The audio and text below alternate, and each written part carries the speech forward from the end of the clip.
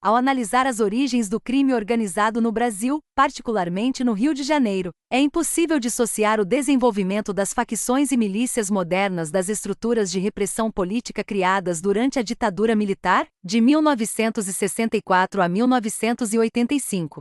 Entender essa história exige ir além da superfície e comparar as narrativas da época com os fatos documentados. Uma peça fundamental desse quebra-cabeça, muitas vezes subestimada, é o papel ativo dos Estados Unidos, através da CIA, do Departamento de Estado e de agências como a USAID, no financiamento, treinamento e apoio logístico ao regime militar e ao seu aparato de terror de Estado. O envolvimento dos Estados Unidos no golpe militar brasileiro de 1964 não foi um evento isolado. Foi parte de uma política externa sistemática durante a Guerra Fria, voltada para a contenção do comunismo e a proteção de interesses econômicos norte-americanos. Esse padrão já havia sido testado com sucesso. Em 1953, a CIA e a inteligência britânica orquestraram a Operação Ajax no Irã, derrubando o primeiro-ministro Mohammad Mossadegh, que havia nacionalizado a indústria de petróleo, e restaurando o poder absoluto do Shah. No ano seguinte, em 1954, a CIA executou a Operação Tsutsousis na Guatemala, depondo o presidente Jacobo Arbenz e instaurando uma ditadura militar brutal. O presidente Eisenhower declarou esse plano um modelo a ser replicado em toda a América Latina. No Brasil, o apoio dos Estados Unidos à derrubada do presidente João Goulart foi direto e substancial. Documentos desclassificados do governo americano revelam que a administração de Lyndon B. Johnson estava plenamente preparada para intervir militarmente caso o golpe enfrentasse resistência. Uma gravação de áudio captura o próprio presidente Johnson dizendo: "Não podemos deixar isso passar. Vou colocar meu pescoço para fora."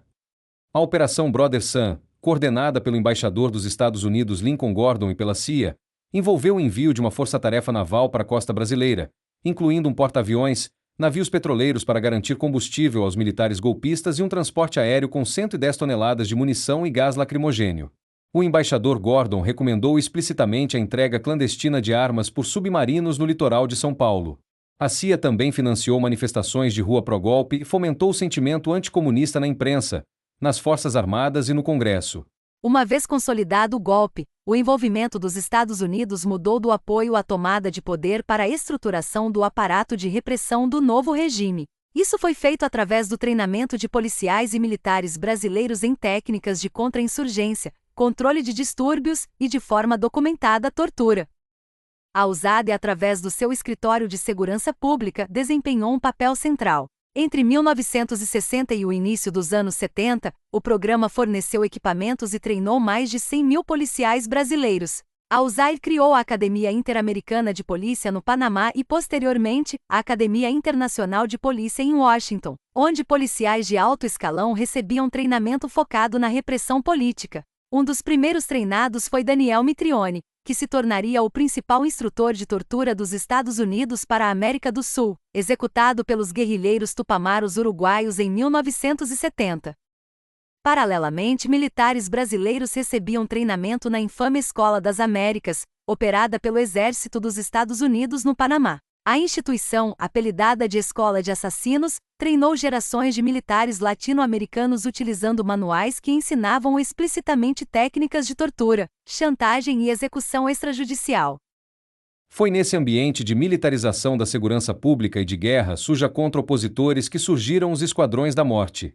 O primeiro surgiu no Rio de Janeiro, entre o final dos anos 50 e início dos anos 60, formado por policiais que, sob a justificativa de combater a criminalidade e a subversão, operavam à margem da lei, realizando execuções sumárias. Rapidamente, esses grupos passaram a se envolver com a economia criminal, o jogo do bicho, a prostituição e o nascente tráfico de drogas. A lógica do Esquadrão da Morte, agentes do Estado usando o poder extralegal para matar, torturar e extorquir, é a raiz direta das modernas milícias que hoje controlam vastas áreas do Rio de Janeiro. A Comissão da Verdade de São Paulo concluiu que a estrutura e a lógica impostas pela ditadura permaneceram intactas na segurança pública brasileira, configurando o que especialistas chamam de Esquadrão da Morte 2.0. A colaboração repressiva não se limitou às fronteiras nacionais. Em 1975, sob a liderança da inteligência chilena e com conhecimento e apoio tácito da CIA e do secretário de Estado Henry Kissinger, as ditaduras do Cone Sul, Chile, Argentina, Uruguai, Paraguai, Bolívia e Brasil formalizaram a Operação Condor. Foi uma rede de terrorismo de Estado transnacional dedicada a rastrear, sequestrar, torturar e assassinar opositores políticos exilados. Documentos da CIA revelam que a agência estava plenamente ciente de que a Condor envolvia a criação de esquadrões da morte internacionais para realizar assassinatos até mesmo na Europa e nos Estados Unidos. O Brasil foi um membro ativo dessa aliança, compartilhando inteligência e permitindo que agentes estrangeiros operassem em seu território. Enquanto o Estado brasileiro, apoiado pelos Estados Unidos, focava seus recursos na repressão política, o sistema prisional se tornava uma incubadora para o crime organizado. A decisão da ditadura de encarcerar militantes políticos junto com presos comuns no presídio da Ilha Grande, no Rio de Janeiro, teve consequências desastrosas para a segurança pública. Os presos comuns absorveram as táticas de organização, disciplina e solidariedade dos presos políticos. Dessa convivência nasceu a Falange Vermelha, que posteriormente se tornaria o Comando Vermelho.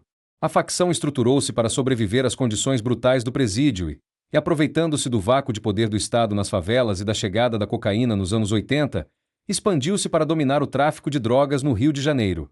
A história do crime organizado no Rio de Janeiro é intrinsecamente ligada às políticas de segurança pública adotadas durante a ditadura militar. O apoio dos Estados Unidos, através da Operação Brother Sun, do treinamento da USAID e da Escola das Américas, e da complacência com a Operação Condor, foi fundamental para armar, treinar e legitimar um aparato de Estado baseado no terror, na tortura e na execução extrajudicial.